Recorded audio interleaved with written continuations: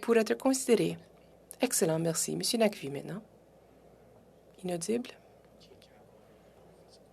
J'aimerais remercier nos témoins de leur présentation aujourd'hui. J'habite à Ottawa. Je suis un immigrant au Canada. Je me considère comme un colon. C'est une conversation que j'ai souvent avec mes deux enfants qui sont nés ici. Je veux qu'ils comprennent nos responsabilités envers la réconciliation. Alors, je vous remercie de votre leadership et de l'éducation que vous avez offert à des personnes comme moi-même. J'aimerais reconnaître, chef Jocko, quelque chose que vous avez déjà dit. Donc, les traitements, les différents traitements provenant de policiers.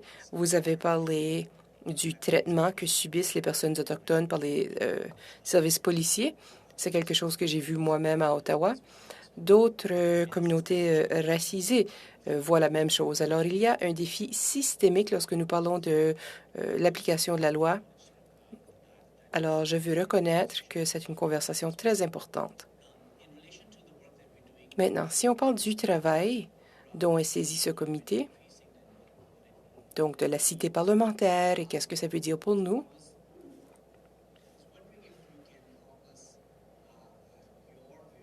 j'aimerais savoir s'il est possible pour vous de nous donner votre vision. De quoi aurait l'air une cité parlementaire? Qu'est-ce que ça veut dire pour la population algonquine?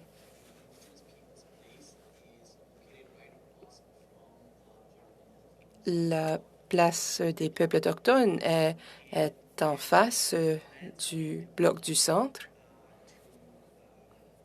donc juste en face du Parlement. Et il y a des projets en ce moment pour reconstruire le bloc 2, juste de l'autre côté de la rue Wellington, ici, juste à côté de l'espace des populations autochtones. Alors, il y a beaucoup de travaux. Et quelle est la vision que l'on devrait avoir à l'esprit pour représenter la réconciliation avec les peuples autochtones et également pour célébrer les cultures et traditions autochtones, pour comprendre tout cela?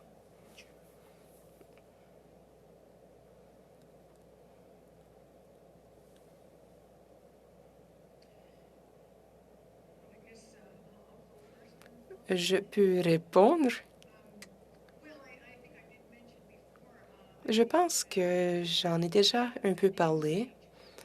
Je pense qu'un changement de nom pour la cité parlementaire, ce serait quelque chose de bien. J'ai eu l'occasion de visiter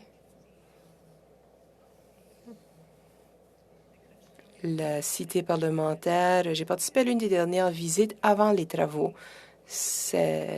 L'enceinte parlementaire, c'est assez grand, mais on ne voit pas beaucoup de présence autochtone, la nation haute.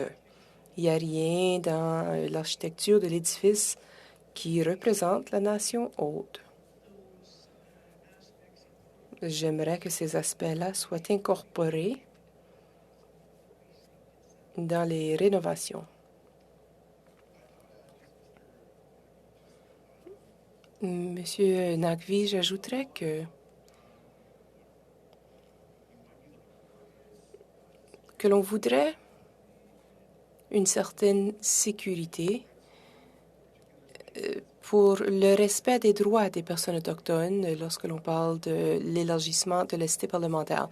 Nous voulons que notre présence soit assurée et je pense que le chef Jocko serait d'accord pour dire qu'il y a une relation spéciale entre la population algonquine et le Canada, puisque le Parlement est présent sur notre territoire. Si on parle de planification urbaine, bon, Ottawa semble faire un bon travail. Je pense qu'il n'y a rien de particulièrement offensant dans leur travail. Nous savons que nous sommes juste de l'autre côté de la rue du Parlement.